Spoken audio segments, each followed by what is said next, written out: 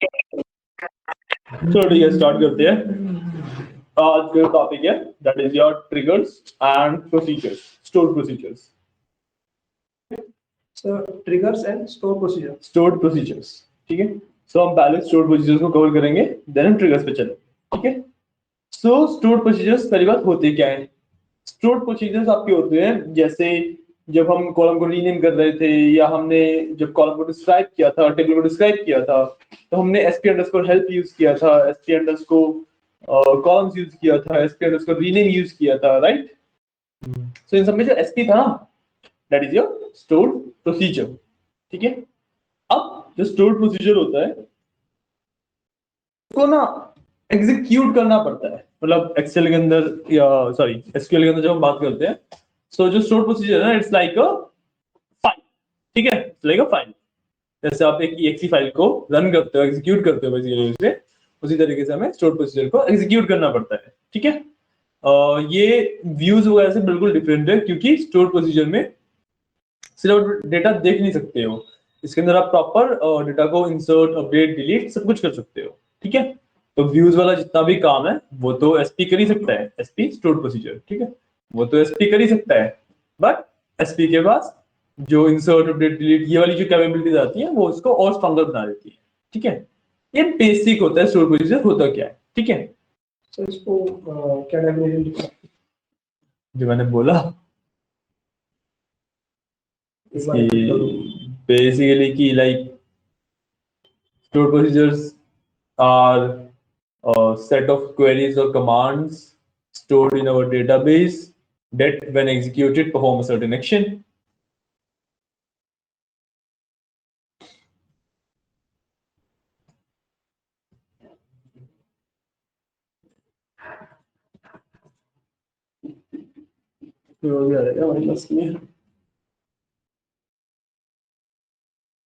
that are set of query and demands that are performed. मैंने कहीं पे लिखी So छोड़ना they है are set definition of query and command that are stored in database when executed perform certain actions. मैंने कहीं पे definition लिखी छोड़ना है, जब पढ़ के बता दूंगा। वैसे तो पता है, भी लिख लेते हैं यार हर बार सेम नहीं बता सकता ना। stored in database. Short and simple. फटाफट लिखने के लिए।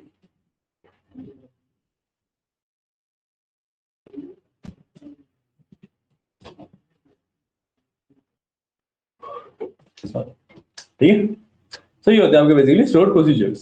सो इसको हम EXEC बेसिकली एग्जीक्यूट करके यूज करते हैं। तो जैसे हमने SP अंडरस्कोर हेल्प यूज किया था, राइट। इसके बाद अगर मैं अपना सुपरस्टोर दूंगा तो मेरे को सुपरस्टोर को डिस्क्राइब करके देगा ये। बट द पॉइंट इज कि इससे पहले मेरे को एक बार अपना डेटाबेस को यूज करना पड़ेगा। तो यूज इंपोर्ट डेटा मैंने रन किया, इसने मेरे को मेरा टेबल डिस्क्राइब करके दे दिया, है ना। इसी तरीके से मैं कॉलम्स की इंफॉर्मेशन ले सकता हूँ, इसी तरीके से कॉलम्स की इंफॉर्मेशन ले सकता हूँ बाय यूजिंग columns। सर इसमें मेजर कौन से यूज होता है, मतलब स्टोर प्रोसीजर? इसके अंदर जो इनबिल्ट वाला है ना, उसमें तो रीनेम ज्यादातर यूज होता है, बाकी तो कुछ यूज होता नहीं है, ठीक है। बाकी जो खुद के क्रिएट करते हो ना वो ज्यादातर यूज होते हैं। खुद के भी क्रिएट करते हैं? हाँ, अभी सीखेंगे, जैसे फंक्शन खुद के क्रिएट करना सीखा था ना, वैसे ही सीखेंगे।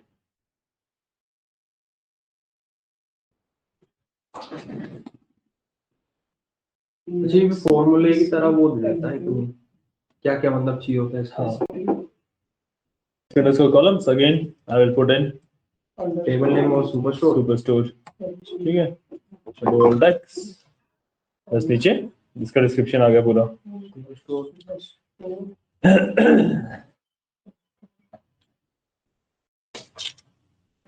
हाँ, बस इसका पूरा इंफॉर्मेशन आ गई,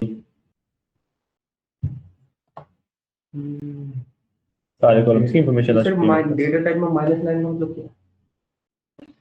मेरे में -9 आ रहा है, -9 6 11। हाँ, ये तुम्हारे आईडीज होती है ना हर डेटा की, जैसे इंट है, वैर कैर है, तो इन सबको एज इट इज नहीं लिखा होता ना, अच्छा, उनकी आईडीज होती हैं ये। तो अगर देखो टाइप नेम में उनका टाइप लिखा हुआ है। varchar में और nvarchar में क्या फर्क है? varchar और nvarchar में ज्यादा डिफरेंस नहीं है, बस varchar बिल्ट फॉर कैरेक्टर्स है, एबीसीडी वगैरह के लिए ज्यादा बिल्ट है, एंड varchar न्यूमेरिक varchar है, वो उसमें नंबर्स को थोड़ा सा स्पेशल तरीके से handle किया जाता है। ये डिफरेंस है, बाकी ऑन सरफेस कोई डिफरेंस नहीं। कि आपने देखा कि हम varchar में वर्क कर रहे हैं तब भी कोई इशू नहीं आ रहा, एंड varchar में वर्क कर रहे थे तब भी कोई इशू नहीं आ रहा था। ठीक है, जब आप बहुत ज्यादा डीप में जाके डाटा टाइप्स वगैरह पे वर्क करना चाहोगे, जब आप बाइनरी डेटाबेसेस बना रहे हो या सीपीयू को प्रोग्राम कर रहे हो, तब जाके इनका डिफरेंस एक्चुअली काम में आता है। बस तो और उस पॉइंट पे पहुंचते पहुंचते अपने आप समझ आ जाता है कि क्या डिफरेंस है। तो समझेंगे ना, बहुत सारी और चीजें भी समझनी पड़ेंगी पहले।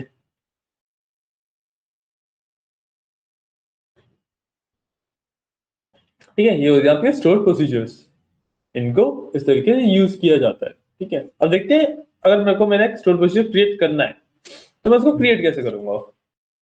So for that, what I will do is again create procedure। ठीक है, प्रोसीजर का नाम, और प्रोसीजर का नाम कुछ भी दे सकते हो, but what I prefer is कि मैं एसपी अंडरस्कोर करके ही नाम दूं। ठीक है, सो एसपी अंडरस्कोर प्रोसीजर का मतलब क्या है? Procedure by store procedure. और जिसका लेट्स से आई वांट की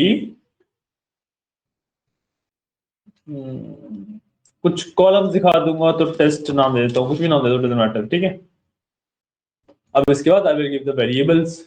ठीक है, so at the rate let's say C1 which will be varchar 50 comma at the rate C2 which will be varchar 50। ठीक है, मैंने दो वेरिएबल्स यहाँ पर डिफाइन करे हैं प्रोसीजर की स्टेटमेंट के बाद, मैंने वेरिएबल्स डिफाइन करे हैं। ठीक है, अब इसके बाद एज बिगिन, इसमें रिटर्न कुछ नहीं होता है। ठीक है, पीरियड के बाद I can give the statement. ठीक है, तो सिंपल से एक स्टेटमेंट देता हूं, select at the rate C1 comma at the rate C2 from superstore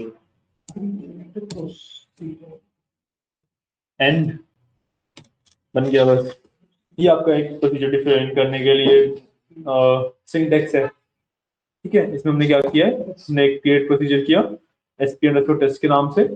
इसके अंदर मैंने दो variable they the C1 and C2।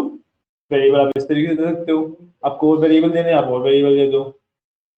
ठीक है, देन एज कि उसकी बॉडी क्या रहेगी, देन बिगिन की बॉडी का शुरुआत है ये, select C1 and C2 from superstore. Basically हम C1 एंड C2 में कॉलम नेम्स देंगे एज फ्रॉम सुपरस्टोर, एंड है ना, एंड कि मतलब हमारी बॉडी यहाँ पे खत्म हो गई है। ठीक है, ये रहता है प्रोसीजर का एक स्ट्रक्चर। इसको मैं कर दूंगा एग्जीक्यूट, तो सिलेक्ट ऑल, मतलब सेलेक्ट करके ऑल टेक्स्ट किया, command completed successfully. Eight the rate C2 worker के आगे क्या है 50। हाँ 50 है सीधा। ठीक है, तो इस तरीके से मेरा एक स्टोर प्रोसीजर क्रिएट हो गया। अब इसको मेरे को एग्जीक्यूट करना है, so I can simply do execute sp underscore test, क्या, यही होगा, execute sp underscore हाँ sp अंडरस्कोर test। टेस्ट, और इसके अंदर मैं C1 C2 दूंगा। और एक मिनट, इसमें इश्यू आएगा, मेरे को इसका डेटा टाइप चेंज करना चाहिए था क्योंकि इसके अंदर भी स्ट्रिंग बन जाएगा। तो कोई नहीं, देखते हैं चलो।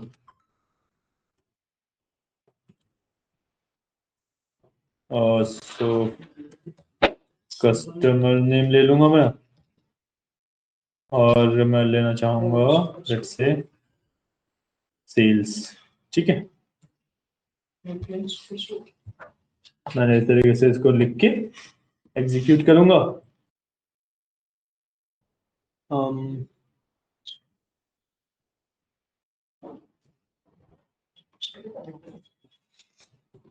ये क्या हुआ है?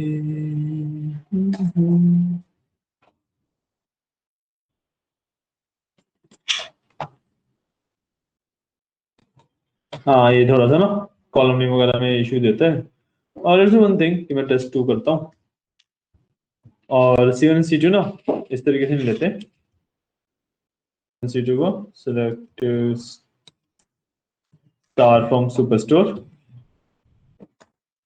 we'll do where region equals @C1 and दूसरी पार्ट हम ले लेते हैं सेल्स ग्रेटर देन C2, ये कर देते हैं। ठीक है, थोड़ा सा मॉडिफाई कर दिया हमने स्ट्रक्चर को। तो एक ये वाला बना लेते हैं। ठीक है, सक्सेसफुली टेस्ट 2 किया। अब मेरे को इसमें पहले देना है मेरा reason, so my reason will be let's say south. ठीक है, and the sales should be greater than 50। ठीक है, ऑल टेक्स्ट आ गया है ना। चलिए, मतलब कर क्या रहा है, मतलब आपने ये बनाया, इससे क्या आउटपुट निकल रहा है, या फिर हम इसको कैसे समझेंगे क्या बेसिकली कर रहा है? स्टोर प्रोसीजर बेसिकली आपका वही है कि है ना मल्टीपल आपके और जैसे लेट्स से एसक्यूएल क्वेरीज को ग्रुप कर देता है। ठीक है, तो अभी हमने यहाँ पे एक ही एसक्यूएल क्वेरी लिखी है, मल्टीपल एसक्यूएल क्वेरीज लिख के भी सेव कर सकते हो यहाँ पे। ठीक है, तो सबको एक एक करके रन करेगा एंड उसके अंदर आप वेरिएबल्स के यूज कर सकते हो। वेरिएबल्स जब हम इसको कॉल करेंगे तब वेरिएबल्स देते हैं हम इसको यहाँ पे इस तरीके से एक्सेप्ट करते हैं। आपने कल एक चीज पढ़ाई थी, मैं भूल गया Functions? लास्ट में। नहीं, लास्ट में पढ़ाया था ना, जो आप कह रहे थे कि काफी सारी क्वेरीज को एक उसमें नाम। व्यू, हाँ, व्यू था शायद। व्यूज, ऐसे हाँ कुछ था। व्यूज और इसमें ये डिफरेंस है कि जो व्यूज होते हैं उसके अंदर आप सिर्फ ना सिलेक्ट क्वेरीज को यूज कर सकते हो, डेटा देखने वाली क्वेरीज को। ठीक है, और जो स्टोर प्रोसीजर होता है उसके अंदर आप डेटा को अपडेट भी कर सकते हो। इंसर्ट, अपडेट, डिलीट, ये तीनों इसमें एक्टिव होती हैं, तीनों चलती हैं। ठीक है, तो ये डिफरेंस होता है। मतलब सर, हमने इसमें भी रीजन को और सेल्स को अलग अलग कॉलम नाम दे दिया बेसिकली वेरिएबल का, और स्टोर प्रोसीजर में स्टोर कर दिया। फिर हमने कंडीशन दे दी सेलेक्ट करके क्वेरी, और फिर हमने कंडीशन दे दी कि रीजन जो हुआ और सेल्स उतने से बड़ी होनी चाहिए, मतलब 50 से, जो भी अपनी कंडीशन वही है। बिल्कुल यही है स्टोर प्रोसीजर। यही होता है आपका स्टोर प्रोसीजर। काफी सिंपल टॉपिक है, कोई इशू नहीं होगा आई गेस, है ना। तो इसमें साउथ वाले सारे आ जाएंगे, और जिनकी सेल्स साउथ में 50 से ऊपर है वो सारे आ जाएंगे। बिल्कुल, साउथ में सेल 50 से ऊपर है। मैं बना देता बिल्कुल बिल्कुल बनाओ। हूँ। और सर, ये जो आपने varchar मतलब डाटा टाइप बताया है इसको, ये इन्हीं कॉलम्स के अकॉर्डिंग बताना पड़ेगा? ये वेरिएबल के अकॉर्डिंग है कि मैं वेरिएबल जो इनपुट लूंगा ना किस डेटा टाइप में लूंगा। अगर कोई टीचर लेना है तो मैं टीचर में लूंगा। फिर तो नंबर्स आ जाएंगे C2 की जगह C1 की जगह। हाँ, है ना, नंबर्स यूज करेंगे हम फिर। तो हमें मतलब इसमें वेरिएबल्स का डेटा टाइप बताना होता है, इनका कॉलम्स का नहीं बताना, क्योंकि इनका पहले ही स्पेसिफाई होता है। नहीं, वैसे इसमें ज्यादा फर्क नहीं पड़ता। जैसे C2 के अंदर मैंने varchar 50 दिया हुआ है बट मैंने नंबर दिया उसमें। तो आपने इससे पहले जो क्वेरी लिखी थी उसमें लिखा था select @C1 और फिर कॉमा लगा के हाँ, @C1 फ्रॉम सुपरस्टोर, तो इससे निकलता क्या?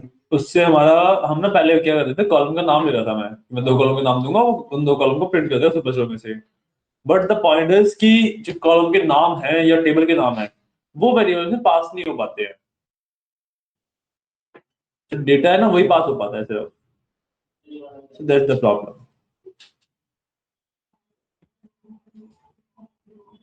नहीं समझे?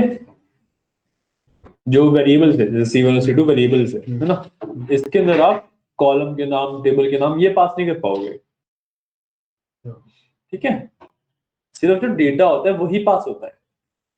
तो सर रीजन और ये जो सेल्स का कॉलम है ना, हाँ, बट ये तो मैंने लिख दी है ना, मतलब मैं यहाँ से अब आपने कोई कुछ स्पेसिफाई नहीं करा तो C1 और C2 किसको समझता? ये रहा ना C1 C2, ये रहा C1 ये रहा C2, और उसको दे दिया कि पहले जब मैं प्रोसीजर रन करूंगा ना तो पहले एक मेरा वेरिएबल दूंगा C1 और एक दूंगा C2। तो मैंने पहले C1 की वैल्यू दे दी साउथ और C2 की वैल्यू दे दी 50 जब मैंने रन किया उसे। हम यहाँ ये नहीं लिखते कि रीजन और सेल्स वगैरह नहीं लिखते, यूज कहाँ पे करूंगा फिर मैं? जैसे पहले आप क्वेरी लिख रहे थे उसमें तो C1 C2 लिखा था मैंने। हाँ, पर उसमें आपने कॉलम का नाम नहीं दिया था ना। अरे ये तो नॉर्मल क्वेरी हुई ना कि बेसिकली अब जहाँ पे C1 है वहाँ पे साउथ आ जाएगा, जहाँ पे C2 है वहाँ पे 50 आ जाएगा। जैसे आपने इसमें रीजन और सेल्स स्पेसिफाई कर रखा है, ऐसे आपने पिछले वाली क्वेरी में स्पेसिफाई नहीं करा था। हाँ, क्योंकि इसके अंदर मैं फिल्टरिंग नहीं कर रहा था, उससे वो क्या शो करता? उससे वो दोनों कॉलम के सारे डेटा शो कर देता कौन से दो कॉलम? जो मैं यहाँ पे पास करता एग्जीक्यूट करते हुए। ये समझ आ रहा है कि जब तुम यहाँ पे स्टोर प्रोसीजर एग्जीक्यूट कर रहे हो, so this is C1 and this is C2। हाँ वो तो समझ गया, और वही तो मैं आपसे कह रहा हूँ कि आपने पिछली क्वेरी में सीधा पिछली क्वेरी में मैंने जब सिंपली लिखा था तो बेसिकली मैं भूल गया था कि कॉलम और टेबल के नाम आप पास नहीं कर सकते वेरिएबल्स में। तो जब मैंने पिछली क्वेरी में select C1, C2 from superstore किया था ना, तो C1 C2 मेरे क्या बनते? कॉलम के नाम। कॉलम के नाम हम पास ही नहीं कर सकते तो रन ही नहीं होगा। और ये पहले से स्पेसिफाई है इसलिए रन होगा। सेल्स और पहले से स्पेसिफाई थोड़ा ना है, हमने कॉलम के नाम थोड़ा दिया, हमने कॉलम का डेटा दिया। आप वेरिएबल के अंदर डेटा पास कर सकते हो, तुमने पाइथन कर ली, तुम्हें तो वेरिएबल का मतलब साफ साफ समझ आना चाहिए। हाँ ABCD। अरे ABCD समझना होता है वेरिएबल का मतलब, वेरिएबल का मतलब कुछ भी ना हो सकता है, इसमें हम डेटा पास करते हैं। हाँ मतलब नॉन न्यूमेरिकल कह सकते हैं। क्या बोल रहे हो? तुम्हें बॉक्स वाला एग्जांपल दिया था, प्रॉपर समझाया नहीं था? अरे भूल जाओगे तो कैसे चलेगा? वेरिएबल बेसिकली एक एम्प्टी बॉक्स की तरह होता है, उसके अंदर तुम कुछ भी वैल्यू डाल सकते हो। हाँ जब मैंने यहाँ पे पहली क्लास में दूसरी क्लास में समझाया। जब मैंने यहाँ पे C1 लिखा और C2 लिखा, तो मैंने यहाँ पे दो एम्प्टी बॉक्सेस बना दिए। ठीक है। अब मैंने इसके अंदर जब रन किया तो C1 के अंदर साउथ डाल दिया, C2 के अंदर 50 डाल दिया। तो जहां पे मैंने जैसे यहाँ पे C1 लिखा है तो C1 की जगह पे साउथ आ जाएगा और सेल्स की जगह पे C2 की जगह पे 50 आ जाएगा। वो मैं समझ गया। हाँ। तो आपने इसके लिए सबसे पहले रीजन और सेल्स दिया था ना, और लेकिन आपने जो पहले क्वेरी लिखी थी उसमें आपने कोई भी कॉलम का नाम वाम कुछ नहीं दिया। तो कॉलम का नाम, मैं जब कॉलम का नाम ही पास कर रहा हूँ वेरिएबल के अंदर तो कॉलम का नाम क्यों दूंगा? अब वहां पे थोड़ा सिलेक्ट के बाद तो सीधा कॉलम का नाम लिखा जाता है। आप ये समझो कि जहां पे भी आपने C1 लिखा है, C1 उसकी जगह पे साउथ आ गया, है ना? ये तो मैं समझ गया। ये समझ ये गए? तो मैं समझ गया। तो जब मैंने सेलेक्ट C1 C2 लिखा था हाँ। और नीचे में कॉलम के नेम देता, नेम और रीजन देता, लेट्स से सेलेक्ट नेम और रीजन आ जाता ना, सिंपल सेलेक्ट वाली क्वेरी बन जाती। अच्छा एग्जीक्यूट कस्टमर, अच्छा आपने यहाँ पे कस्टमर नेम दे रखा है C1 को, पिछले वाली समझ गया। कंट्रोल वाई नहीं होता है इसमें।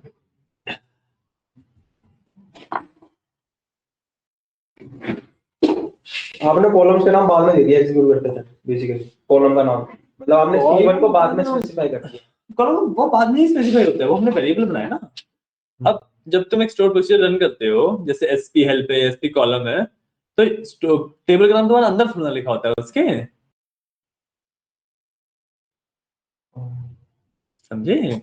देखो, और मैं ऑब्जेक्ट एक्सप्लोरर में जाऊँ, डेटाबेसेस खोलूं, डेटाबेसेस के अंदर I am working on import data, इसको मैंने खोला, प्रोग्रामेबिलिटी में जाके ये रहे मेरे स्टोर प्रोसीजर्स, ठीक है?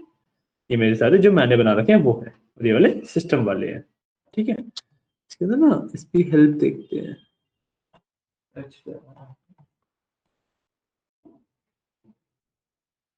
ये ठीक है, इसमें करता हूँ मॉडिफाई। तो देखो अब इसके अंदर ये प्रॉपर वो बना हुआ है प्रोसीजर,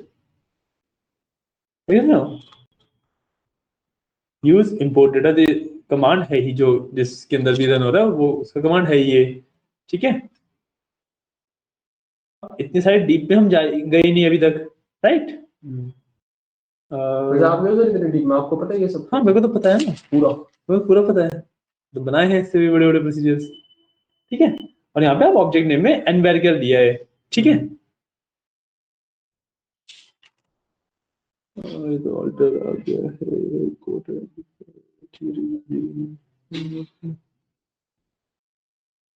इसमें, हाँ इसमें फिर ऑब्जेक्ट नेम के जितने भी ऑब्जेक्ट्स हैं, मतलब उस ऑब्जेक्ट के अंदर जितने भी कॉलम्स वगैरह हैं वो सब डिस्प्ले करवा दिए हमने यहाँ पे, ठीक है। यहाँ पे नेम ओनर ऑब्जेक्ट टाइप आ गया कि क्या क्या है होता है, ठीक है। User type, storage type, length, prescription, जो भी उसके लेंथ है जो भी है वो सब आ गए यहाँ पे, ठीक है। बहुत सारी इंफॉर्मेशन आ गई यहाँ पे मेरे पास, राइट। इस तरीके से होता है, ठीक है। तो यहाँ पे इस तरीके से आपका सिस नेम के वेरिएबल में आप वो दे सकते हो। लेट्स से अगर आपको कुछ टेबल का नाम देना है, कॉलम का नाम देना है, उसके लिए आपको अलग से ये चीज करनी पड़ती है। हम इसको छोड़ देते हैं अभी के लिए। तो कहते छोटे छोटे बना रहे हैं, बहुत बड़े बड़े होते हैं प्रोसीजर एक्चुअली ना। आया समझ? कमांड लिख लिए, बस फिर आगे बढ़ते हैं।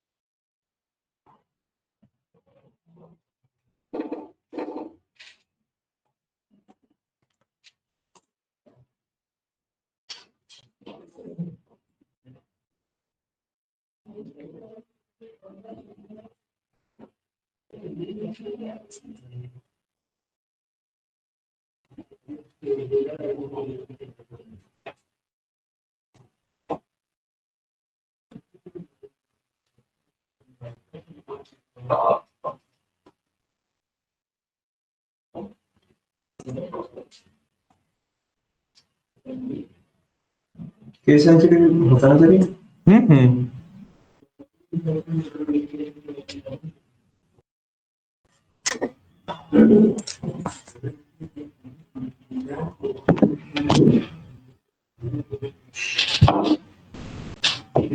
डन डन नहीं, कर लो मिस्टेक से वो आ जाता है, इसमें आ जाता है। तो मेरे इसमें जो है ना, एस और डी जो है ना, ये इसका थोड़ी सी वैसी होती है, माइनर टेप लगाई है, समझ नहीं आता ये एस टाइप का जाता है, तो वही मैं बाद में से कोई चीज बोल रहा हूँ, इसमें क्या है जल्दी जो हो गया सर। और देखा ना हो गया, ये चीज हो ठीक है। तो ये होता है आपके स्टोर प्रोसीजर्स, क्लियर है। इसको आप जितना मर्जी बड़ा कर सकते हो, इसको फंक्शंस इंक्लूड कर लो, इसमें इसमें आप कुछ भी इंक्लूड कर लो बेसिकली, ठीक है। क्लियर है, क्लियर है। ये होता है आपके स्टोर प्रोसीजर्स, ठीक है। अब let's move on to triggers, ठीक है। हम बात करेंगे ट्रिगर्स के बारे में। ट्रिगर्स क्या होते हैं? अब जैसे स्टोर प्रोसीजर सीखा हमने, फंक्शन सीखा हमने, व्यू सीखा हमने, दीज आर योर समथिंग जो आप स्टोर करके रख रहे हो, राइट। जब भी आप फिर उस पर्टिकुलर व्यू को, पर्टिकुलर फंक्शन को या पर्टिकुलर एसपी को कॉल करोगे तभी वो रन होगा। अब ट्रिगर्स क्या होते हैं? ट्रिगर्स आर कि जब भी आप अपने नॉर्मल टेबल के ऊपर कोई एक्शन परफॉर्म करोगे तब वो ट्रिगर हो जाएंगे, ठीक है। ट्रिगर का मतलब ही वही होता है, ठीक है, कि जब भी आप अपने एक नॉर्मल टेबल के ऊपर कोई एक्शन परफॉर्म कर रहे हो तब वो ट्रिगर होंगे, ठीक है। अब इसको सीखने के लिए बेसिकली ट्रिगर ये होते हैं, ट्रिगर, ठीक है। इसको आप मैन्युअली कॉल नहीं कर सकते, ठीक है। जैसे फॉर एग्जांपल अगर मैं दूं कि जैसे आपको चाहिए क्या, ना आपके पास दो टेबल है, डिपार्टमेंट नेम और एम्प्लॉय नेम, ठीक है। सो आपको चाहिए कि जैसे ही एम्प्लॉय की आईडी हो, एंट्री हो एम्प्लॉय वाले टेबल के अंदर, और उसकी सैलरी लेट से डिपार्टमेंट में ना दो कॉलम है, मिनिमम सैलरी और मैक्सिमम सैलरी। अगर उस एम्प्लॉय की सैलरी मिनिमम सैलरी से कम है तो डिपार्टमेंट वाले टेबल में मिनिमम सैलरी ऑटोमेटिकली वाली सैलरी बन जाए। यानी पॉइंट नहीं आया ना समझ? तो दो टेबल है। सर वो छोड़ो, आप मेरे को दोबारा बताना एक बार, इसमें देखो। जब भी हम एग्जीक्यूट वाली वो लिखते हैं, जो भी हमने बनाया होता है स्टोर पोजीशन, उसको एग्जीक्यूट करते हैं, तो उस टाइम पे हम टेबल का और कॉलम का नाम नहीं देते। आपने ये बताया था ना? नहीं दे सकते हैं, हम हैंडल नहीं कर रहे अभी उस चीज को। दे सकते हैं। हाँ दिया जा सकता है, हम जब एसपी तो हेल्प करते हैं तो टेबल का नाम ही नहीं देते। हाँ, तो आपने अभी अभी कुछ बताया था ना जिसमें टेबल का नाम और कॉलम का नाम नहीं देते। सी में टेबल का नाम और कॉलम का नाम दे सकते हैं, हम नहीं दे रहे। पॉइंट, जब हम वेरिएबल हैंडल कर रहे हैं ना, तो हम नॉर्मली वेरिएबल्स को सिंपल ब्रैकेट वगैरह के अंदर हैंडल कर रहे हैं। अब इसमें टेबल वगैरह का नाम देने के लिए आपको सिस्टम और डिक्लेयर का यूज करना पड़ता है, अच्छा। ठीक है। तो उसके बाद फिर आप उसे टेबल के नेम की तरह या कॉलम के नेम की तरह यूज कर सकते हो। बट वो वाला पार्ट आपको सेल्फ डिस्कवरी के लिए छोड़ा हुआ, ठीक है। ये बहुत सारी चीजें हैं जो आपको खुद से करनी पड़ेंगी। अब एक एक चीज आपको एक्सप्लेन कर पाना पॉसिबल ही नहीं हो पाता। अब मैं ऐसे करने बैठूंगा तो आपको 6 महीने का कोर्स सिर्फ एसक्यूएल का ही हो जाएगा, है ना। सो आपको एक एसक्यूएल से फेमिलियर करवा देते हैं, उतना ही करोगे उधर जितना जरूरी है डेटा एनालिस्ट। ठीक है। कुछ चीजें हैं जो आपको स्टिल खुद से एक्सप्लोर करनी पड़ती हैं, जो असाइनमेंट्स में कवर हो जाती हैं या फिर आपके प्रोजेक्ट्स में कवर हो जाती हैं, राइट, हो रहती हैं। तो हम बात कर रहे थे ट्रिगर्स की। ट्रिगर्स आर बेसिकली कि लेट्स अज्यूम, ट्रिगर्स का पहले बेसिक डेफिनेशन क्या है कि triggers are basically your action based on reaction based on your action, ठीक है। मतलब कि जब आपने कुछ किया उसके बेसिस पे बाकी पूरे डेटाबेस पे क्या इफेक्ट पड़ेगा, that is called triggers, that is basically control by triggers, ठीक है। फॉर एग्जांपल मैंने दिया था, मेरे पास दो टेबल है, एम्प्लॉय का है और एक डिपार्टमेंट्स का है। जो एम्प्लॉय वाला टेबल है उसके अंदर सैलरीज है, और जो डिपार्टमेंट वाला टेबल है उसके अंदर मिनिमम सैलरी और मैक्सिमम सैलरी है, ठीक है। तो अब मेरे को क्या चाहिए कि मैं जैसे ही एम्प्लॉय वाले टेबल के अंदर एक नई एंट्री करूं, मैं तो उसकी डिपार्टमेंट की आईडी डालूंगा ही, है ना। व्हाट आई वांट इज कि जो उसकी डिपार्टमेंट वाला टेबल है और एम्प्लॉय की salary, let's say maximum salary जो डिपार्टमेंट में मेंशन है उससे ज्यादा है, डिपार्टमेंट वाले टेबल के अंदर वो मैक्सिमम सैलरी उससे वो जो मैंने एम्प्लॉय की सैलरी डाली है वो हो जाए। तो ये चाहिए, तो ऑटोमेटिकली होनी चाहिए ना चीजें। तो वो चीज मैं अचीव करता हूँ ट्रिगर से। मैं ट्रिगर लगा दूंगा कि जब भी एम्प्लॉय वाले में कुछ भी एंट्री की जाए तो इस कंडीशन को चेक कर लिया जाए, अगर ये कंडीशन सेटिस्फाई हो रही है तो डिपार्टमेंट वाला टेबल भी अपडेट कर देंगे। जो चेक प्रॉपर्टी है उसकी तरह ही, जैसे चेक लगाते हैं। नहीं, check is different, trigger is different. Trigger में कंडीशन सेटिस्फाई होना, अगर ये कंडीशन सेटिस्फाई हो रही है वो सेकेंडरी पार्ट है। ट्रिगर का मेन पार्ट है कि जब आप कुछ करो तो उसके रिलेटेड कुछ और हो जाए। ये दिस बेसिकली ट्रिगर्स, राइट। कि मैं पावर की दबाता हूँ, मेरा लैपटॉप ऑन हो जाता है, दिस इज अ ट्रिगर, है ना। और मैं कोई एक्शन करे तो उसका रिएक्शन हो जाए, that is those are triggers, ठीक है। क्रिएट करेंगे, देखते हैं, ठीक है। अब हम ना क्या करते हैं कि एक बेसिकली नया टेबल बनाते हैं ऑडिट लॉग के नाम मैं से। एग्जांपल दूं, सपोज करो कोई एम्प्लॉई है, उसकी 20,000 से ज्यादा सैलरी है, ठीक है। तो हमने दो टेबल बना रखे हैं उसमें एम्प्लॉय आईडी में, ठीक है। और जैसे उसमें हमने कंडीशन दे रखी है कि जिनकी सैलरी 20,000 से ज्यादा है तो वो जैसे सीनियर एम्प्लॉयज की कैटेगरी में आ जाए। वो तो आपका सिंपल अपडेट कमांड हो गई। ट्रिगर कमांड इज कि जैसे ही वो सीनियर एम्प्लॉय की कैटेगरी में आए, उनको जो सीनियर एम्प्लॉयज के बेनिफिट वाले टेबल्स हैं उनमें डाल दो, this will be a trigger. Column से कॉलम चेंज हो रही है, कॉलम से कॉलम चेंज हो रहा है। कॉलम से कॉलम चेंज नहीं हो रहा कि जिनकी सैलरी 20,000 से ऊपर है वो सीनियर वाले टेबल में आ जाए, दैट इज अपडेट। जैसे जैसे जिस चीज की सैलरी 20,000 से ऊपर जाती जा रही है वो सीनियर वाले टेबल में ऑटोमेटिकली आता रहे, दैट इज ट्रिगर। ओके। अच्छा, हर बार मतलब क्वेरी होने के लिए। ऑटोमेटिकली हमने डेटाबेस के ऊपर एक रूल लगा रखा है अच्छा, कि समझ गया। जैसे ये कंडीशन मीट होएगी ये पर्टिकुलर काम हो जाएगा, ठीक है सर। है ना। जैसे तो वही है कि जैसे ही तुम लोग यहाँ पे आओगे क्लास स्टार्ट हो जाती है, हम्म। तो एक एक्शन हो रहा है उसका रिएक्शन मिल रहा है, दैट इज ट्रिगर्स। ठीक है, तो अब हम ट्रिगर्स को समझने के लिए लेट्स डू वन थिंग कि हम एक नया टेबल बनाते हैं ऑडिट ब्लॉक के नाम से। ठीक है, और उसके अंदर हम क्या करेंगे, जब भी हम अपने सुपरस्टोर वाले टेबल में से कुछ भी डिलीट किया करेंगे तो वो ऑटोमेटिकली हम कहेंगे कि उस ऑडिट ब्लॉक के अंदर आ जाए कि पहले क्या था और मॉडिफाई हो गया क्या हो गया, अपडेट करा करेंगे या तो। ठीक है, सर टेबल बनाते हैं सिंपल सा। क्या नाम है इसका? ट्रिगर? क्रिएट टेबल करेंगे ना अभी तो। नहीं, मतलब टॉपिक का नाम। हाँ, ट्रिगर। हेडिंग नाम। मैंने ऑडिट ब्लॉक के नाम से एक टेबल बनाया, इसके अंदर what I will add is first column,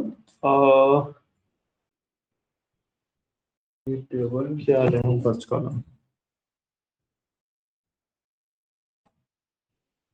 audit log नाम से कुछ होता हम है। इसमें डाल देंगे फर्स्ट से क्या, ऑडिट नाम से भी कुछ होता है, ऑडिट। ऑडिट नाम से होता है, हाँ तभी हमने ऑडिट ब्लॉक डाला है। मैं एक कॉलम बनाता हूँ इसमें ऑर्डर आईडी का, ठीक है, और it will be simply my and मेरे क्या ले लेते हैं इस बार, ठीक है, इतना चली जाए तो एंड वर्कर 50। ठीक है, अब एक मैं बताता हूँ old, let's say we are updating your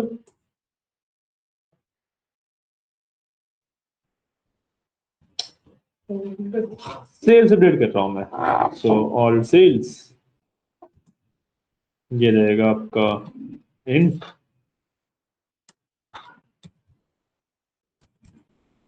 new sales, ये भी रहेगा आपका इंट। ठीक है, और अपडेटेड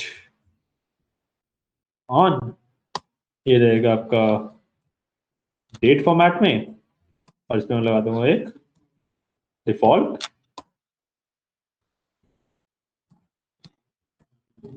गेट डेट का फंक्शन। ठीक है, मैंने इस तरीके से एक टेबल बना लिया, मैंने इसे ऑल टेक्स किया, मेरा एक टेबल क्रिएट हो गया नया। ठीक है,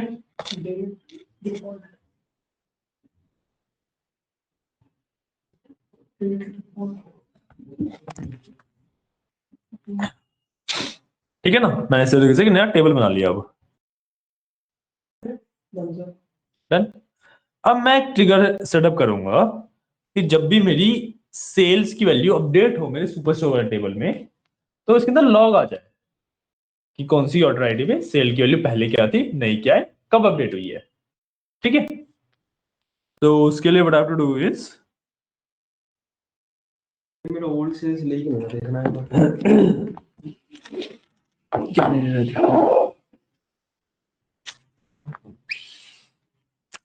कॉमा कौन लगाएगा भाई, टेबल क्रिएट करना भूल गए, कितनी बार स्किल करोगे, ऐसा तो बोलिए। छोटे छोटे मिस्टेक से ऐसा आ जाता है, ये मैंने सीख लिया।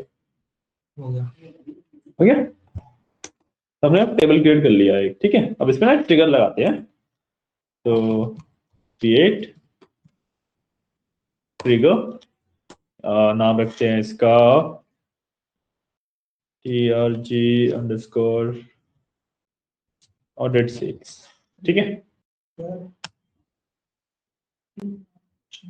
ठीक है, मैं इसको बनाऊंगा ऑन सुपरस्टोर, सुपरस्टोर के ऊपर मैं ट्रिगर लगा रहा हूँ। ठीक है,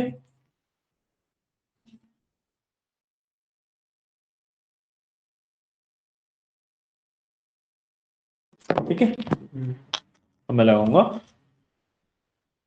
कमांड यूज करूंगा आफ्टर अपडेट। ठीक है, कि जैसे ही मैं कुछ अपडेट कर रहा हूं तब ये चीज मेरी हो रही है। ठीक है,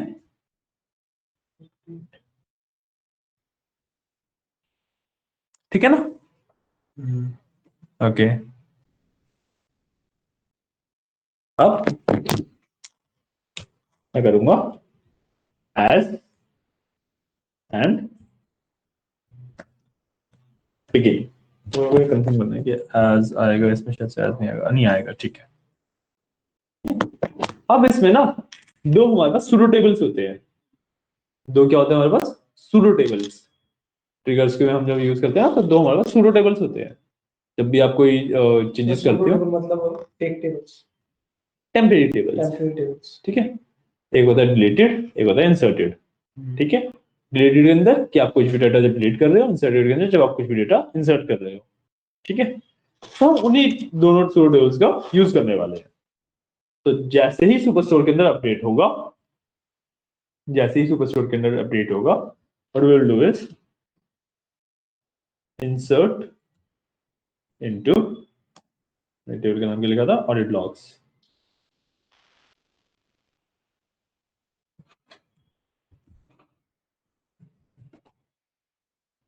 insert into audit log.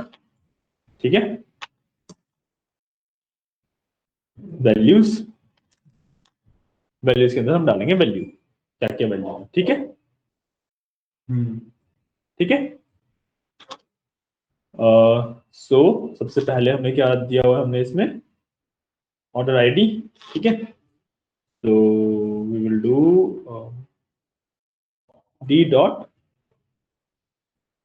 Order ID. ठीक है, डी क्या है अभी हम बनाएंगे, बट फिलहाल हमने किया डी डॉट ऑर्डर आईडी।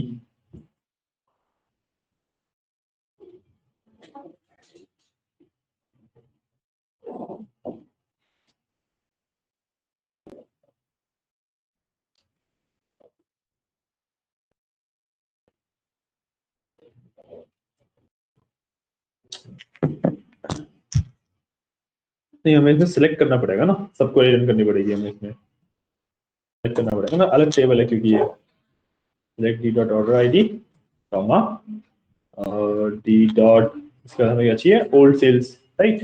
सो डी डॉट सेल्स कॉमा, इसका हमें क्या चाहिए? New sales, I dot sales. ठीक है, डी क्या है और आई क्या है? D is for deleted table, I is for inserted table. ठीक है, एंड उसके बाद गेट डेट। ठीक है, मैंने बाय डिफॉल्ट पे लगा रखा है, बट क्योंकि मैं वैल्यू इंसर्ट कर रहा हूं तो मेरे को ये करना पड़ेगा। ठीक है ना? अब आई विल डू फ्रॉम। ठीक है, select the I sales from, we will do the deleted। ठीक है, deleted d already inner join लगाएंगे, inner join sales की inserted I। ठीक है, deleted d inserted I, inner join लगाया हमने इस पे ऑन।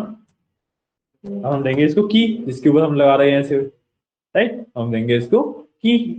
ठीक है, तो की हमारी ऑर्डर आईडी बन जाएगी। ठीक है, D dot order ID equals I dot order ID. ठीक है, ठीक है ना? इतना समझ आ गया?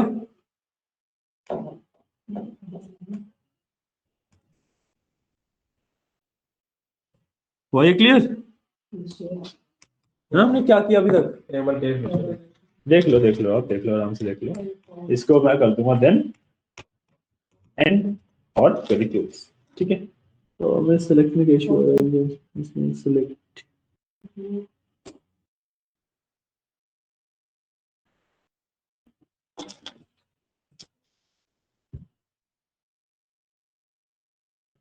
column order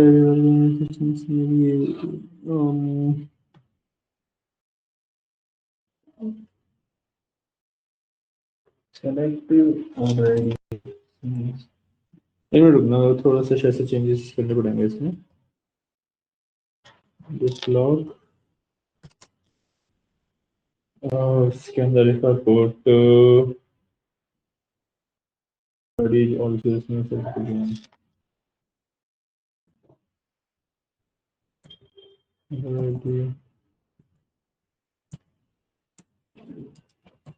और sales new sales updated on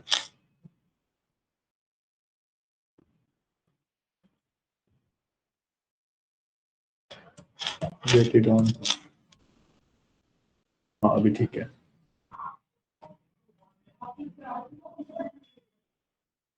ठीक है ठीक है ठीक है, इसके बाद हमने वैल्यू दे दी ना, कॉलम्स के नाम दिए ना आपने? कॉलम्स के नाम दिए हैं मैंने, जो जो मेरे कॉलम के नाम थे।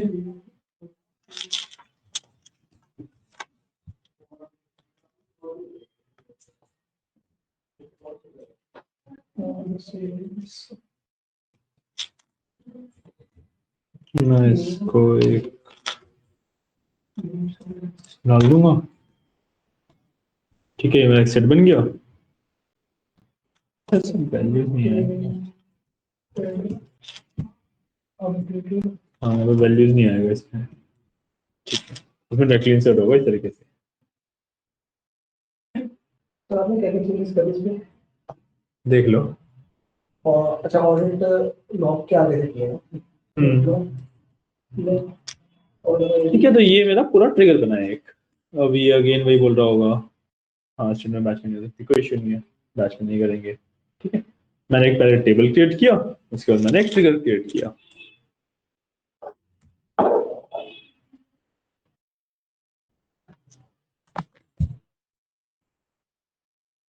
ये कमांड लिख लो।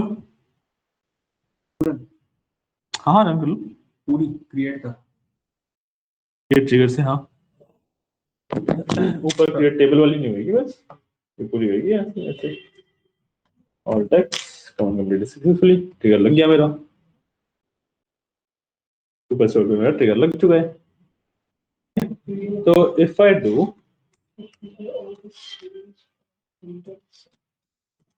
डेट ऊपर स्टोर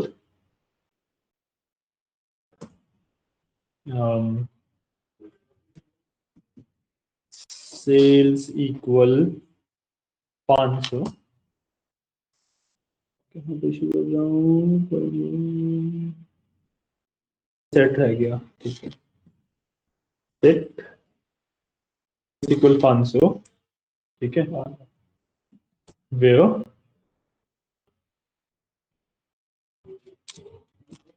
ऑर्डर आईडी इक्वल्स, हम ऑर्डर आईडी देंगे, बट उससे पहले I want to do one thing कि मैं एक बार ना उसमें से सब कुछ निकाल लेता हूँ ताकि मेरे को दिख जाए कि मैं क्या कर रहा हूँ। सो लेट्स from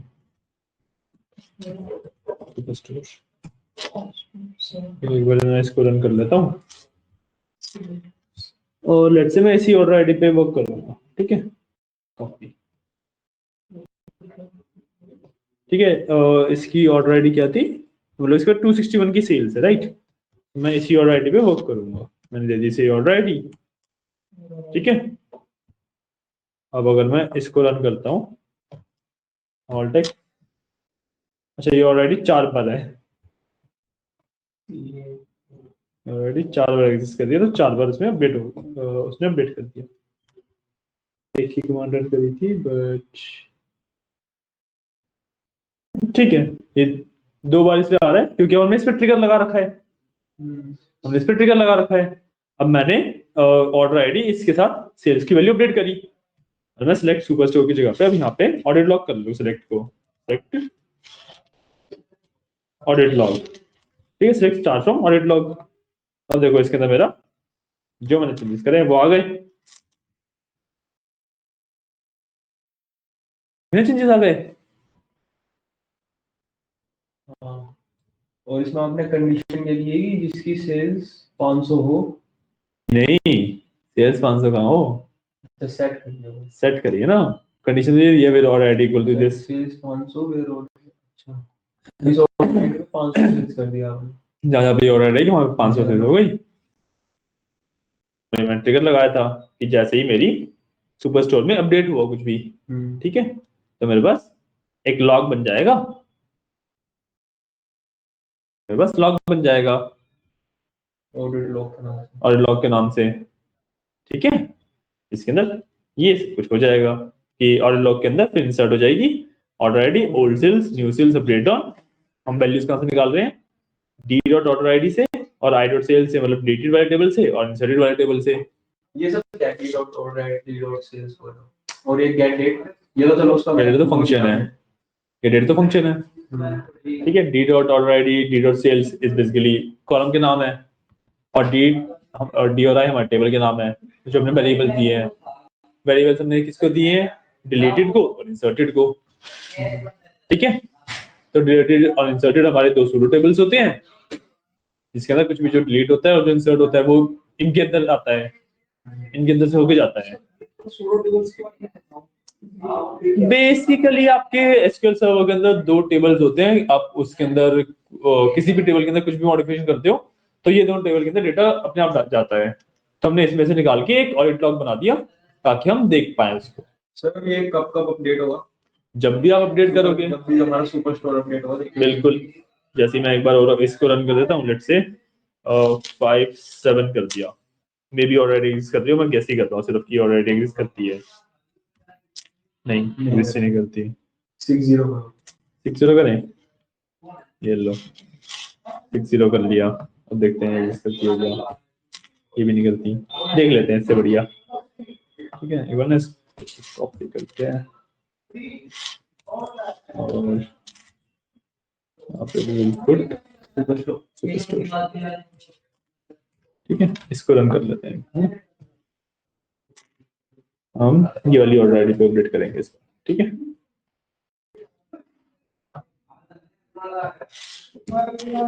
ठीक है, और सेल्स इस बार हम 47, ठीक है।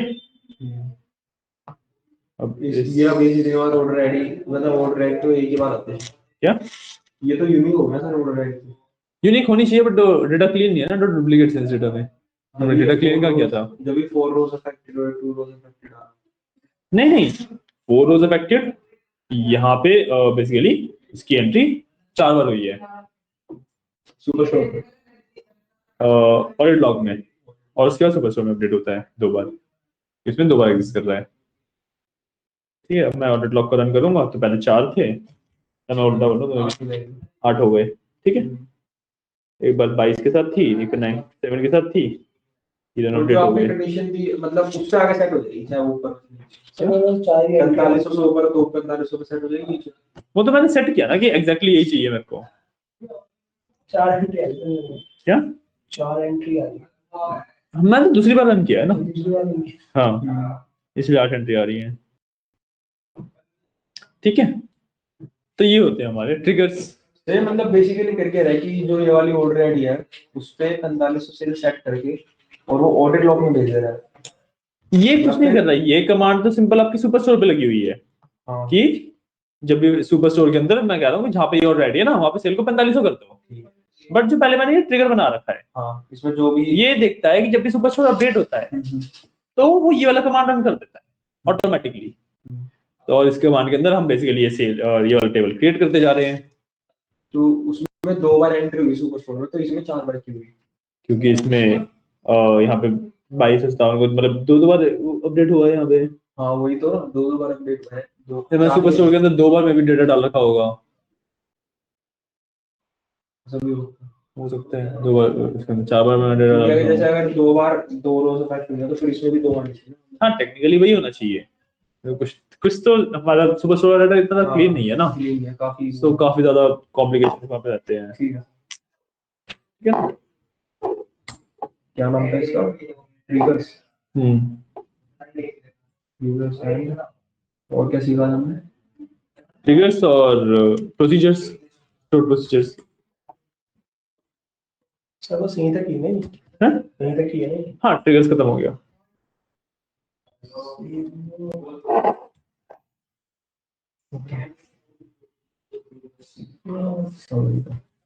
समझ गए?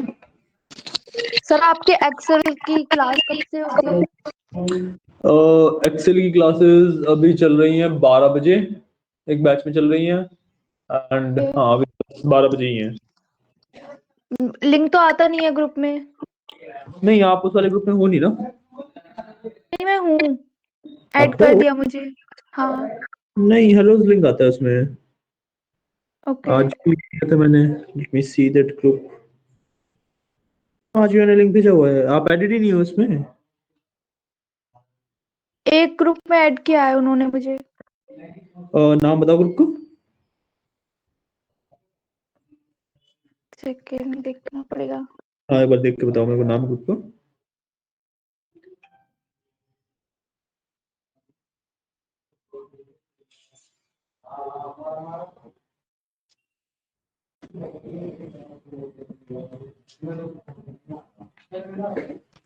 थ्री PM एक्सेल बैच है। 3 PM वाला? हाँ ये वाला बैच मेरे अंडर नहीं है, शायद से किसी और के अंडर है ये बैच। तो जो भी उसमें टिकट, क्योंकि उसमें मैं शायद अवेलेबल भी नहीं होऊंगा। नहीं आप हो उसमें। मैं हूँ 3 PM वाला एक्सेल बैच में। हाँ अच्छा ये संडे को ही लिंक आया था बस। अच्छा ये वाला तो वीकेंड वाला है सिर्फ। अच्छा हाँ ये ओके वीकेंड पे होता है। इसमें लिखा भी हुआ है ना, देखो जो लिंक आया था उसमें 3 PM weekend Tilak Nagar. Okay हाँ तो ये वीकेंड पे होता है ये वाला बैच सिर्फ। Okay okay. ओके जो वीक डेज में चल रहा है ना, दैट इज हाँ at 12। Okay okay okay sir. Okay चलो ठीक है, फिर आज के लिए इतने पे ही रुकते हैं। ठीक है, हमारा प्लान हम थर्सडे एंड फ्राइडे में आपका एसक्यूएल खत्म कर देंगे। इसके बाद आपके टॉपिक्स ही बहुत कम बचे हैं। लेट मी सी आपके टॉपिक्स कौन से बचे हैं।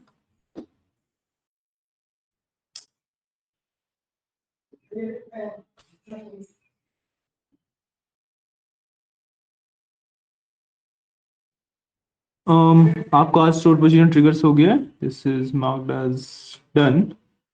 एंड दो बचे हैं अब, कल आप ट्रांजेक्शंस एंड नॉर्मलाइजेशन पढ़ लोगे। ठीक है, and then we will discuss your final project. तो फ्राइडे को फाइनल प्रोजेक्ट डिस्कशन होगा। ठीक है, बैच हैंड उसके बाद batch and,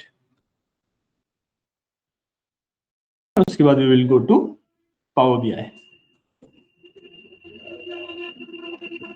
okay okay sir. ठीक है, मैं ग्रुप पे आपके टॉपिक डाल रहा हूँ। where is your group now?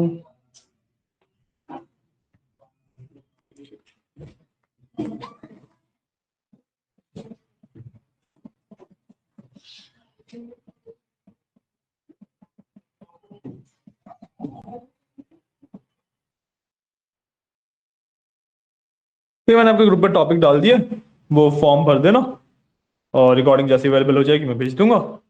ठीक है ना?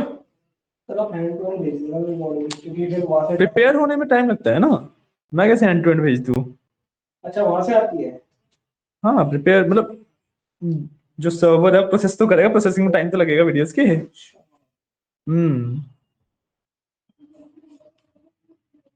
जैसे अब 1 बजे वाला जो बैच हुआ था उसकी वीडियो अब प्रोसेस हुई है, जैसी प्रोसेस हो जाती है मैं भेज देता हूँ। So it takes some time to get the videos processed ना, तो इसलिए साथ साथ नहीं डाल सकते, पॉसिबल ही नहीं है। चलो ठीक है, तो आज की आपकी क्लास यहीं बैंड करते हैं। Okay thank you guys, thank you thank you thank you. Store procedures